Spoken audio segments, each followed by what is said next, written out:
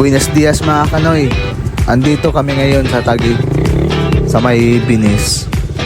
Matagal ko na gustong puntahan to, pero ngayon andito na kami.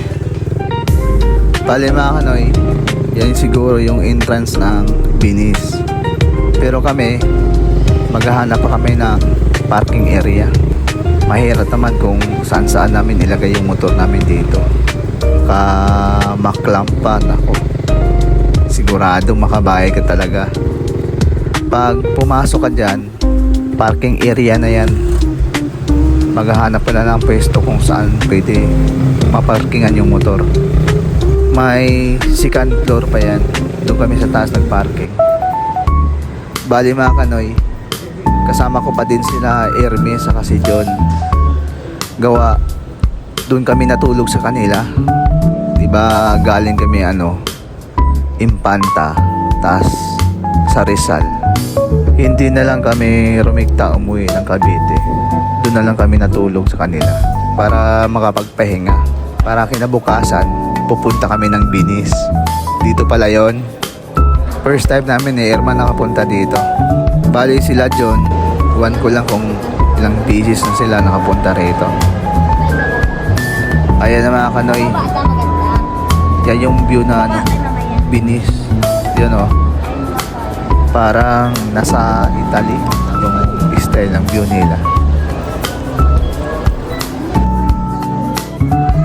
Bali mga kanoy, papunta kaming baba nito. Marami ka daw makikita doon na naka-costume. Tsaka maganda raw doon yung view. Bali nga pala mga kanoy, kapatid Irma, si Erme. Sila yung kasama namin sa Impanta, Quezon, saka sa Rizal.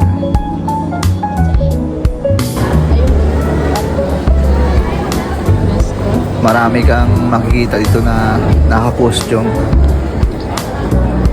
Medyo kakaunti pa yung mga tao dito. Siguro mga bandang hapon o mamayang gabi, marami yata dito na punta. Ayan si Ironman. Alaman lang po bansin sa kanya. Siguro pag may dala kang bata dito, sigurado matutuwa talaga. Kasi marami siya makikita na iba't iba na naka-costume. Ang kulit ito. Nakisilip ka ako.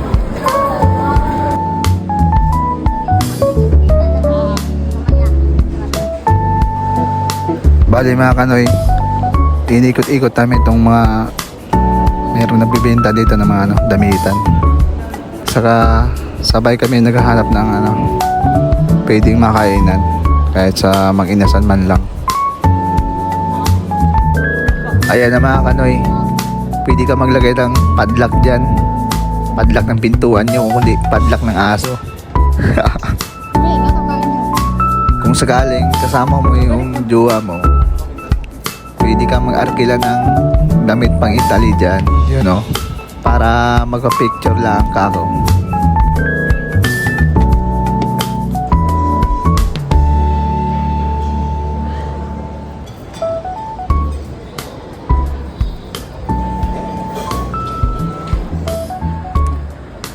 Maganda yata dito pag gabi.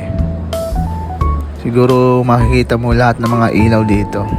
Yung tipong mag-reflect dyan sa tubig. Yung mga ilaw sa mga establishment. Saka ilaw ng mga restaurant dyan. Sobrang ganda yata. Kaso umaga kami nakapunta rito sayang. Hindi naman pwede kung magpagabi kami. Yung daanan namin pa uwi, baka maligaw ako doon.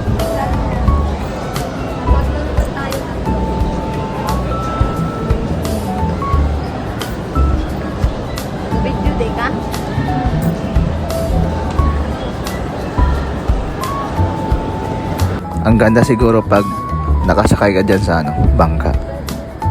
Ramdam mo talaga na nasa Binis ka na. Iwan ko lang kung magkano bayad niyan.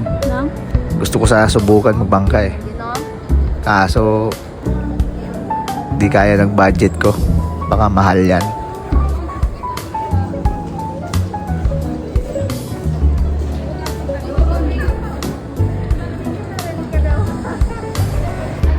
Bali mga kanoy, pwede ka maglagay ng padlock dyan.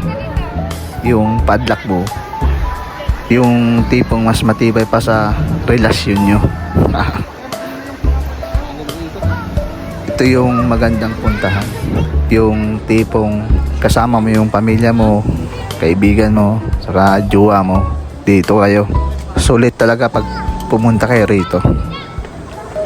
Hanggang dito na lang yung video ko mga kanoy. Maraming salamat.